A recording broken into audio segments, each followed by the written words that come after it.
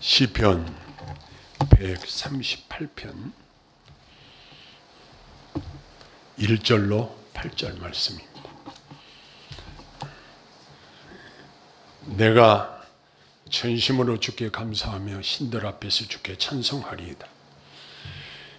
내가 주의 성전을 향하여 예배하며 주의 인자하심과 성실하심으로 말미암아 주의 이름에 감사하오리니 이는 주께서 주의 말씀을 주의 모든 이름보다 높게 하셨습니다. 내가 간구하는 날에 주께서 응답하시고 내 영혼에 힘을 주어 나를 강하게 하셨나이다. 여호와여, 세상의 모든 왕들이 주께 감사할 것은 그들이 주의 입의 말씀을 들으며 그들이 여호와의 도를 노래할 것은 여호와의 영광이 크심이니이다. 여호와께서는 높이 계셔도 낮은 자를 굽어 살피시며 멀리서도 교만한 자를 아심이니이다. 내가 환난 중에 다닐지라도 주께서 나를 살아나게 하시고 주의 손을 펴사 내 원수들의 분노를 막으시며 주의 오른손이 나를 구원하시리이다. 여호와께서 나를 위하여 보상해 주시리니 여호와여, 주의 인자하심이 영원하오니 주의 손으로 지으신 것을 버리지 마옵소서. 아멘. 우리가 늘 바라는 것은 하나님께 감사할 것들이 더 많아졌으면 하는 이러한 바람들이 누구에게나 있을 것입니다. 그런데 하나님께 감사를 드릴수록 감사한 일들이 많이 생긴다는 법칙이 있습니다. 인간관계에서도 내가 은혜를 입었으면 감사를 표현할 때 계속 감사한 관계가 유지가 되는 것처럼 하나님과의 관계에서 우리가 감사를 늘 자주 표현한다는 것은 우리 성도들의 의무이기도 하지만 특권이기도 하고 우리의 축복이기도 한 것입니다. 우리는 그동안 받은 은혜에 대해서 얼마나 감사 찬양을 드리고 살고 있는지 이러한 나 자신을 이 말씀의 거울에 한번 비춰봤으면 하는 생각을 하게 됩니다. 1절에 보면 내가 전심으로 주께 감사하며 라고 고백합니다. 여기 전심으로라는 말의 원어적 의미는 모든 정신과 의지와 내면의 관심을 하나님께 향한다는 것입니다. 이렇게 감사하며 찬양한다는 말입니다. 이 말씀은 내 마음을 다하고 성품을 다하고 목숨을 다하여 하나님을 사랑하라, 이 말씀과 비슷한 내용을 지니고 있습니다.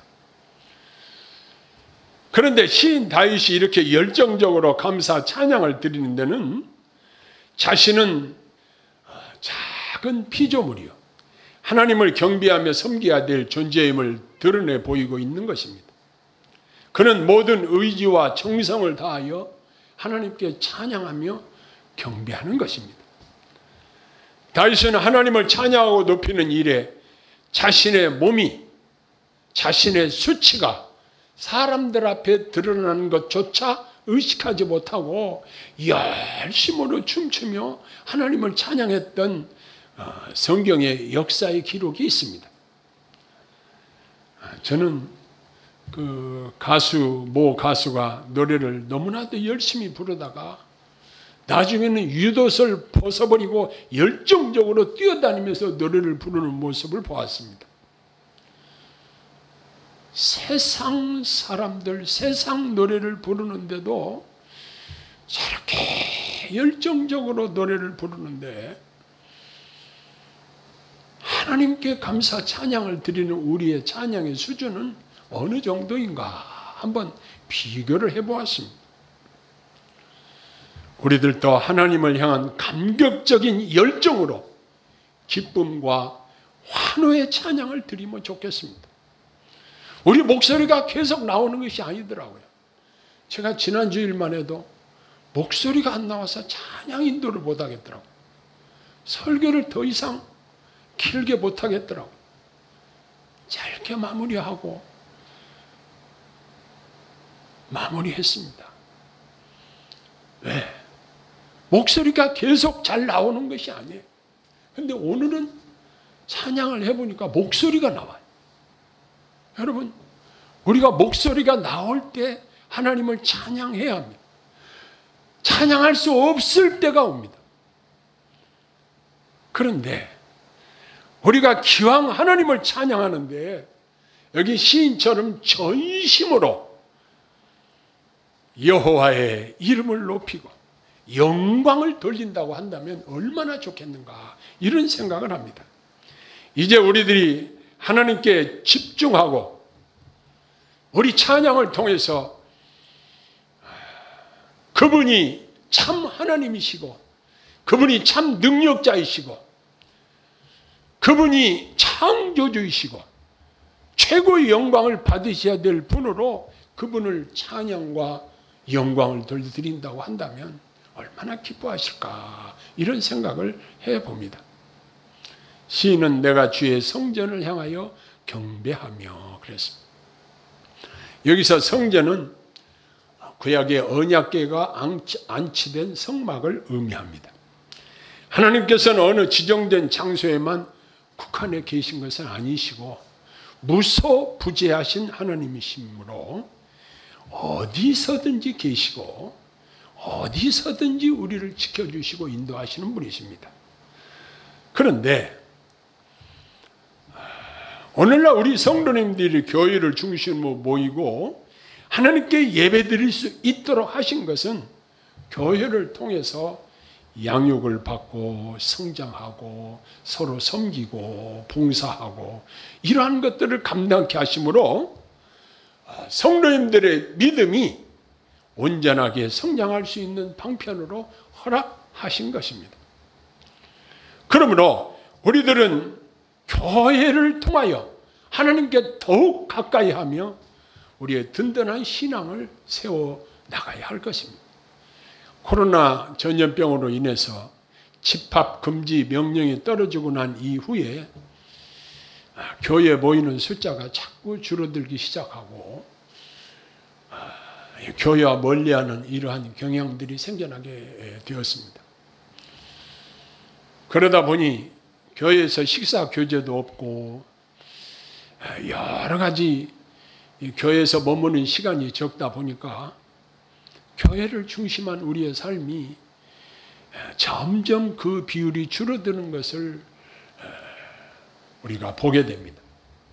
오늘은 와서 보니까 이 앞에 환영 프레임 현수막에 먼지가 이렇게 하는 것을 봤어요.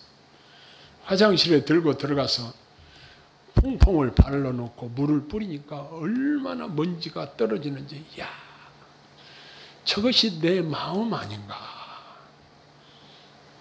내 마음이 저렇게 청소를 해야 될 텐데.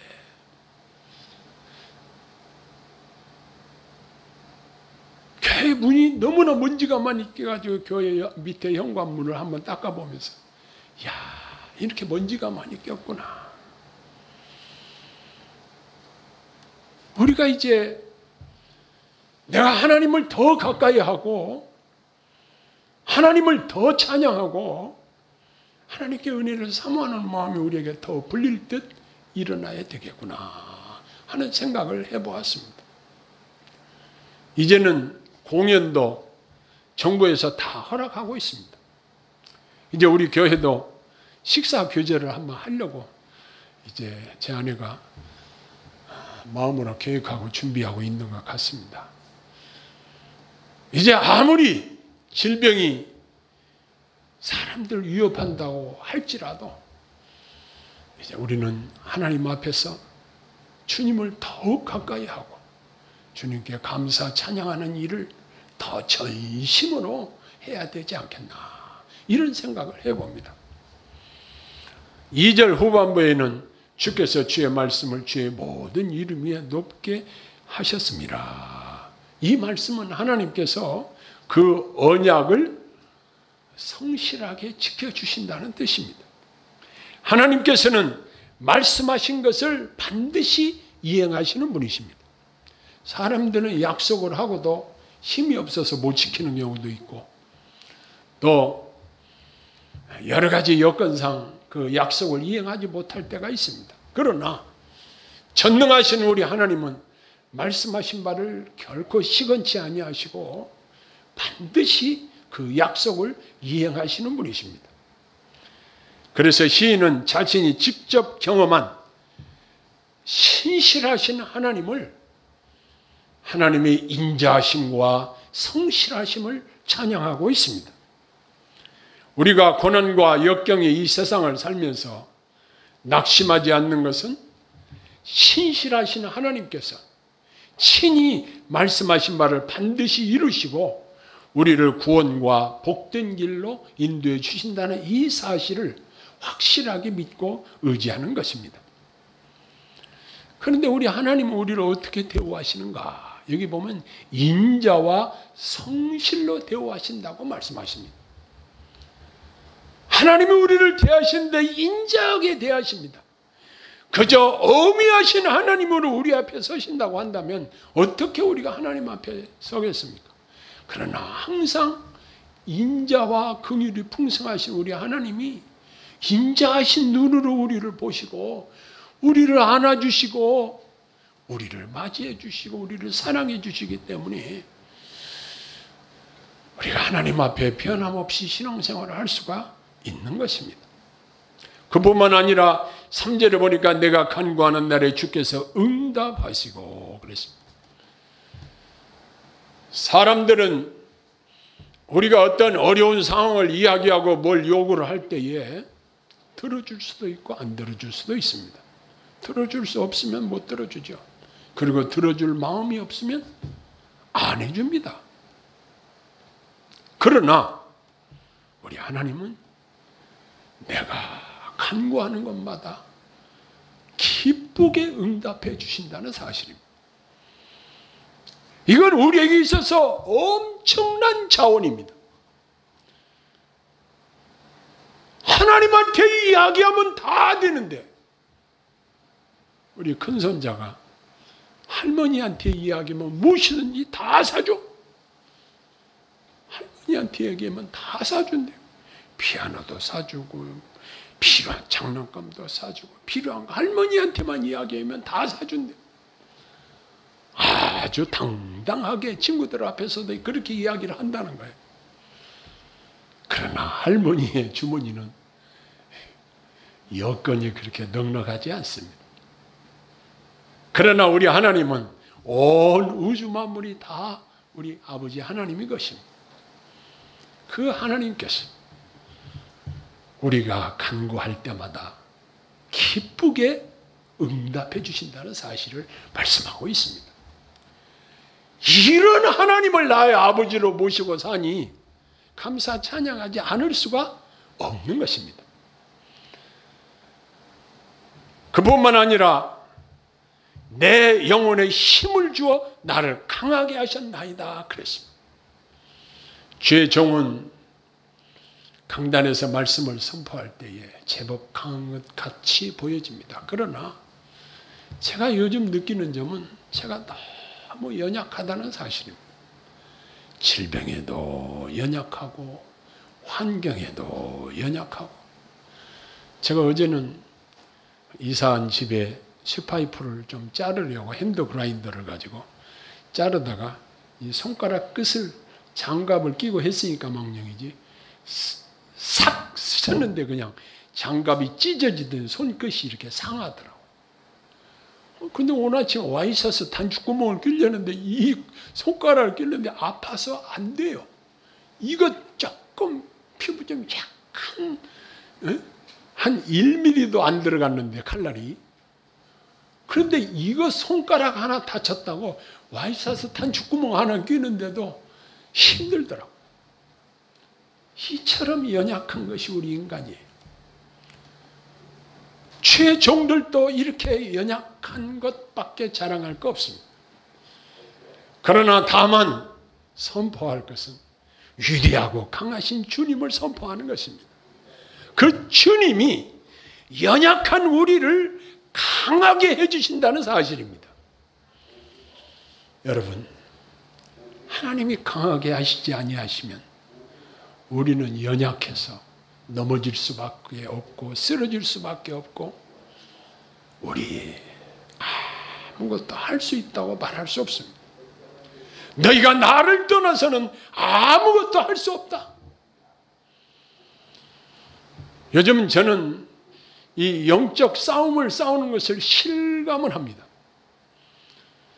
제 아내하고도 식단에서 이런 이야기를 합니다. 우리는 새로운 영적 싸움에 직면해 있다.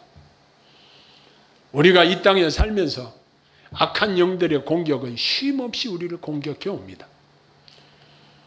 그러나 나는 약하지만 나를 강하게 하시는 하나님이 저와 여러분들을 붙드시고 있는 줄로 믿습니다. 나를 하나님이 강하게 하시는데 누가 나를 대적하겠습니까? 이게 아주 중요합니다. 그래서 내 영혼에 힘을 주어 나를 강하게 하셨나이다 그랬습니다. 다윗은 이것을 실제로 자기의 삶에서 체험했습니다. 사울왕이 자기를 원수시하고 군사들을 동원해서 자기를 잡아 죽이려고 하는 그러한 때에도 하나님께서 그에게 피할 길을 주시고 또한 승리하게 하시고 블레셋과의 싸움에서도 승리하게 하시고, 블레셋이라는 나라는 병기를 잘 만들고 싸움을 아주 잘하는 족속으로 유명한 족속입니다. 그런데 그 블레셋 족속과의 싸움에서도 하나님이 강하게 하시니 그들을 무릎 꿇게 하시고 승리케 하셨습니다.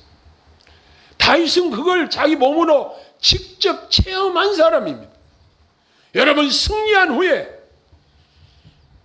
하나님께 감사 찬양을 드릴 때 그 영광 돌리는 그 열기가 얼마나 뜨거웠겠습니까?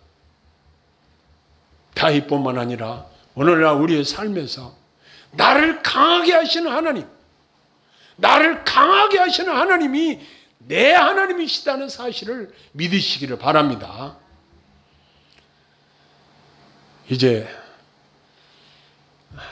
저는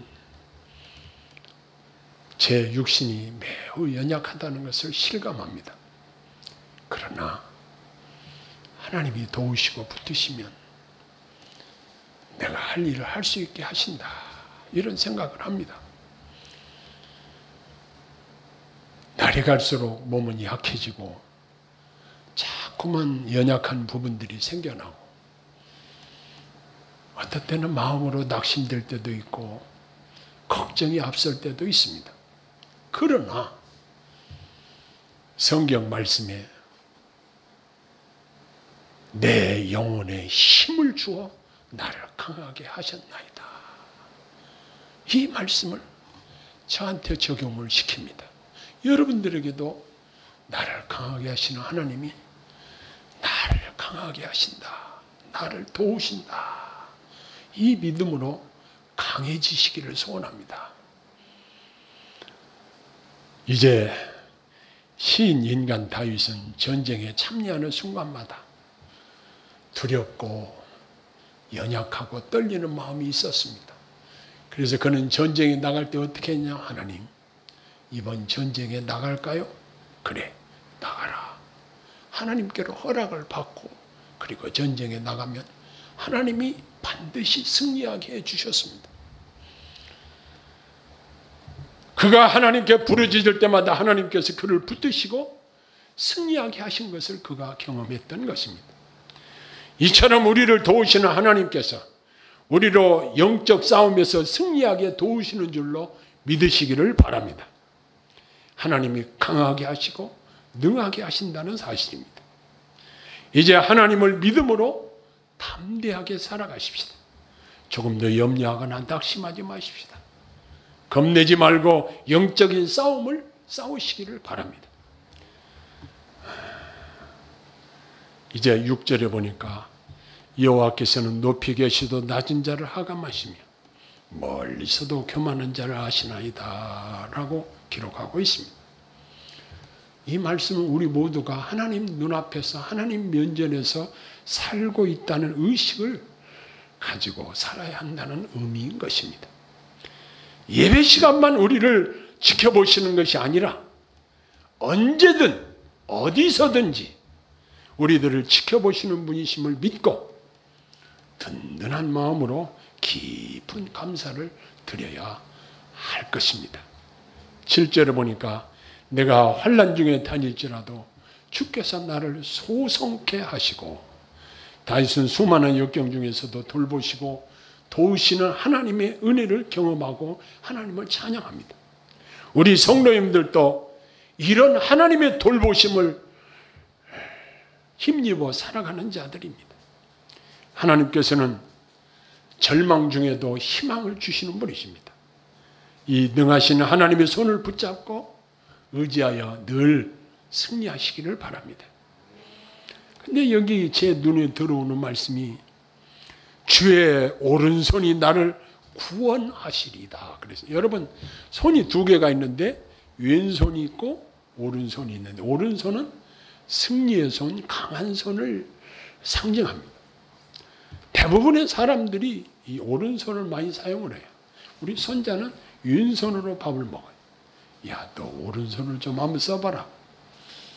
근데 왼손을 써버렸대서 왼손이 강한데, 대부분의 사람들은 오른손이 강합니다. 그런데 여기 보면 주의 오른손이 나를 구원하시리이다 그랬습니다. 이건 영적인 우리 영혼 구원에도 해당되는 말씀이지만, 우리 삶의 현장 속에서 하나님이 때마다 일마다 우리를 도우신다는 사실을 믿으시기를 바랍니다.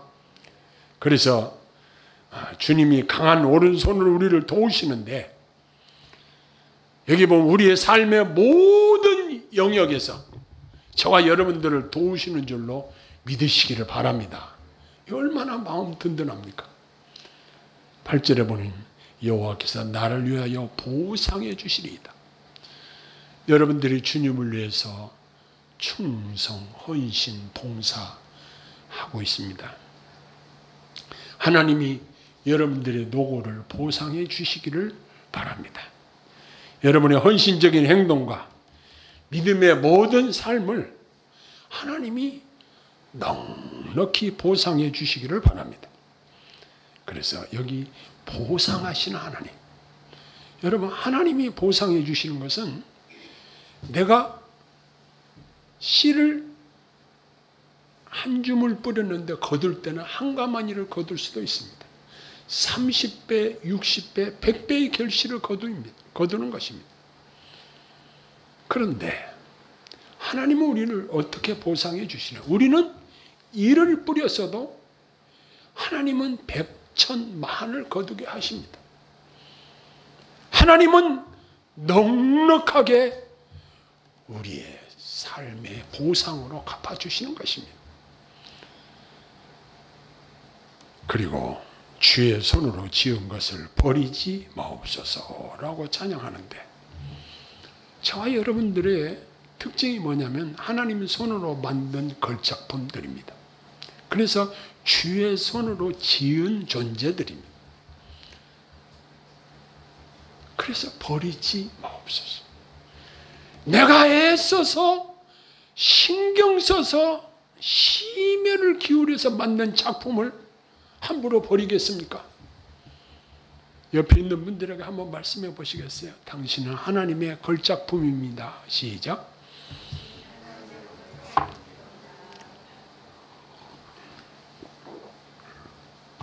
정말 보기에도 아까운 하나님의 걸작품들이십니다. 하나님이 만드셨어요. 그러므로 하나님이 버리지 아니하시고, 창세기 28장 15절에 야곱을 향해 말씀하신 것처럼 내가 네게 허락한 것을 다 이루기까지 너를 떠나지 아니하리라 하신 말씀은 오늘 우리를 향하여 하신 음성이기도 합니다. 그런데 예수님이 비슷한 말씀 하셨어요. 볼지어다 내가 세상 끝날까지 너희와 항상 함께 있으리라 그랬습니다. 그렇습니다. 주님이 잡은 손을 놓지 않으시고 항상 우리를 붙드시고 함께 하시는 줄로 믿습니다. 그러니 감사 찬송 아니할 수가 없죠. 우리 성도님들은 모두가 하나님의 걸작품이므로 하나님께서 귀하게 보존해 주시고 성령님을 통해서 우리를 영적으로 성숙하게 하시고 완전케 하시기 위해서 우리 안에서 성화의 시작을 하셨습니다. 그러므로 전심으로 하나님께 감사 찬송을 드림이 마땅한 것입니다. 오늘도 우리 마음으로 결심하십시다. 내 입술로 하나님께 감사의 기도를 드리고 감사의 찬양을 더욱 열심히 드려야 되겠다. 시인처럼 전심으로 하나님께 찬양하고 전심으로 하나님께 감사하며 살아야 되겠다. 마음에 단단히 결심하십시다. 기도하겠습니다. 사랑의 아버지 하나님, 저희들은 너무나 연약하지만 하나님께서 강하게 하시고 우리는 넘어져 쓰러질 수밖에 없지만 하나님께서 영적으로 우리를 강하게 하시고 힘을 주시고 우리를 구원하시고 우리가 부르짖을 때마다 우리의 기도에 응답하시고 도우시는 하나님의 은혜를 감사하며 찬양합니다. 저희가 이 땅에 사는 동안 하나님의 이러한 은혜를 잠시도 잊지 않게 하시고 우리가 하나님께 감사 찬양하는 것을 소홀히 하고 게을리하지 않도록 우리 성령께서 강하게 역사하시고 인도하시고 도우시옵소서. 강권하여 주시옵소서. 예수님 이름으로 간절히 기도하옵나이다. 아멘.